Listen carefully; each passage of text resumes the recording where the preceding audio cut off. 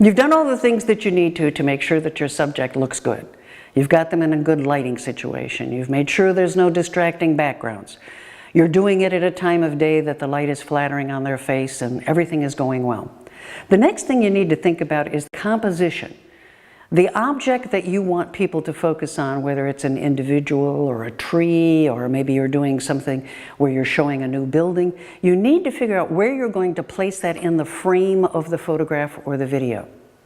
There is a rule called the rule of thirds, or the golden mean. As you see on this example, we see one image and it looks interesting, maybe more interesting than just a sort of straight-on snapshot type photo. If we look at it, that's because those lines intersect, and that rule of thirds shows us that there are 4 places where those lines intersect, and those are the places where you want to put something of interest or the main interest in your photograph or in your video in one of those places. I am shooting this right now so that I can put words next to my head so that you can read those, so I'm a little off center. Basically, you don't want to have people looking like it's a hostage tape standing in the middle of your photograph and looking very uncomfortable, or in the middle of your video. You want people a little off center. Pay attention to horizons. You don't want that in the middle of your photograph. You want your horizon to be on that either upper third or lower third. Use that grid as a way to add some visual interest to the things that you shoot. We've also seen some of those photographs where we see people cut off at the knees. This is a photograph of twins by Diane Arbus. She was a genius. She could do that and make it something special, so it's not just a family snapshot. There are some natural places where you want to frame people. Many times in a video, what you need is you need to leave space for what's called the lower third. It's the place where you put the name and maybe the person's title or where they came from or some other kind of graphic in the bottom third of the video screen. So think about that visually as an overlay when you're getting ready to set up your video shoot, or you're taking some photographs knowing you're going to put some information there, and make sure that you leave enough space for that. Another tip is to use natural frames. Look for something that helps to frame your subject. You're trying to help the person who's looking at your video or at your photograph figure out what the important thing is in that image you're trying to show them. Sometimes it can be that windowsill and the window behind it that offers a nice frame. I have been known to do this, and it is cheating, and photojournalists better not do this, but art photographers can. I have been known when I'm doing a landscape to snap off a branch from something nearby and hold it up in the part of the screen, because what it does is it gives us some perspective. Our eyes want to see some perspective. A landscape it may be beautiful while we're standing there, but it doesn't capture very well as an image because it's kind of dull. We don't have any perspective. We don't know the size of things. If you put a branch of a tree that's close by in that frame and you give that person that other visual reference, it adds to the drama and the composition of that image that you're trying to show them. This video is being done with what's called a single lens reflex. What you see through the lens is what you're going to get at the other end. It shoots video, it shoots still photography, and it also gives you a lot of control over the images that you're shooting. You can set the shutter speed. You can set the ISO, the international standard, for the speed of the film that you're using. In this case, it's a chip that captures all the data. You can also set the f-stop. That's how much the lens opens and closes so that it will let in light, because again, we're painting with light. F-stops control a lot of what you see in an image, and one of the most important things that it controls is what's called depth of field. Depth of field is the part of the image that is in focus.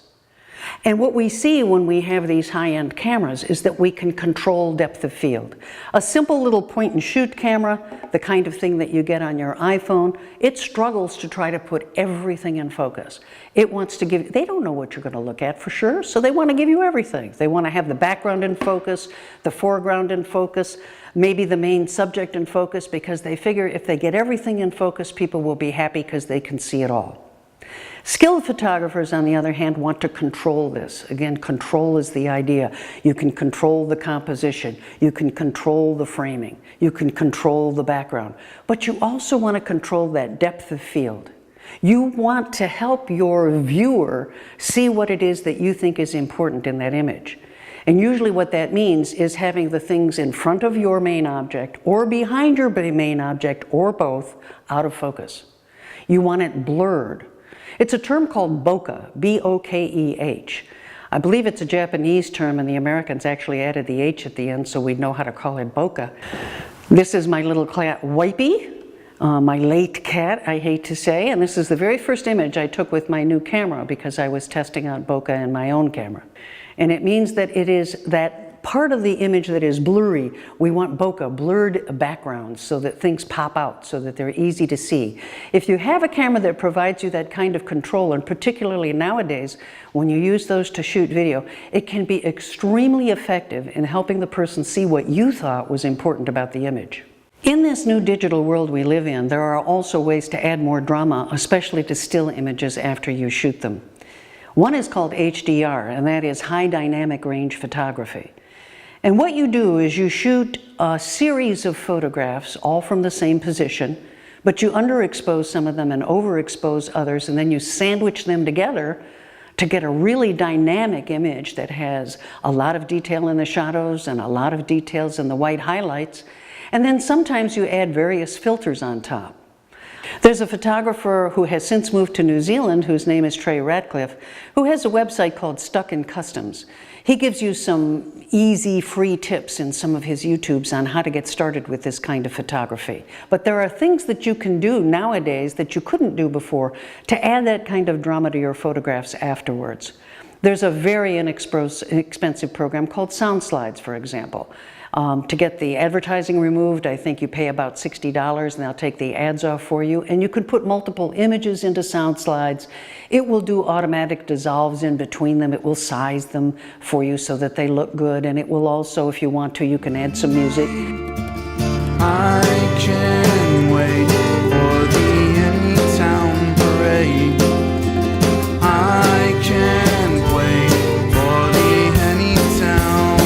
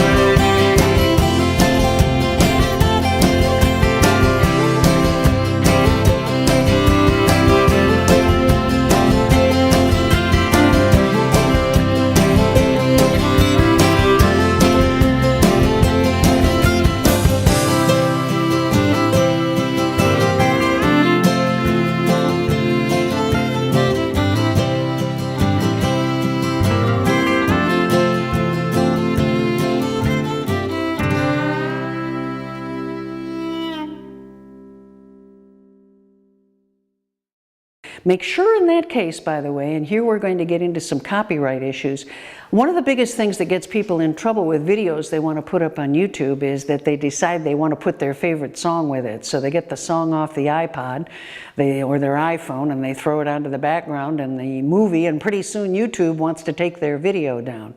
Remember, you have to have the rights to the music. Just because you own a copy of it doesn't mean you have the right to use it in your video. Be very aware of copyright issues. You can't just grab another person's image and throw it into your either video or into some kind of photo array that you're using online. It's so easy to borrow other people's things, but that again is plagiarism or copyright infringement, so we have to be very careful about those things. One other big issue if you have a high-end camera is should you or should you not shoot in RAW, R-A-W. Those are extraordinarily large files. They're somewhat more difficult to handle if you don't have high-end programs because they don't open easily on your desktop, and you can't just look at them in the traditional Windows Media Viewer or the traditional Mac viewer always. You need special programs to be able to work with them, but they give you an enormous amount of visual information that you can use, and you can really change the look of your image by playing with it. Many of us still, however, especially for photojournalistic work, still shoot as JPEGs, JPEG or JPG. You want to remember that when you're working on the web, you can use JPEG for still images, PNG, or GIF. Avoid GIF. GIF is the form when you're using Photoshop and you're trying to save something off a GIF file, or technically and properly a GIF file, so it's spelled GIF. That's the one that's used for large areas of single color graphics. It's much more suited to that. If you're using a photograph, you want at least to be able to see it as a JPEG or a PNG. A PNG tends to make larger files. One of the challenges for working on the web is that the web doesn't render anything much above 72 to 96 dpi, dots per inch. So the challenge for you is that you want to make sure that even when it reduces down to that level where it doesn't have nice 300 dots per inch, that the image is still nice and crisp and clear, so focus matters.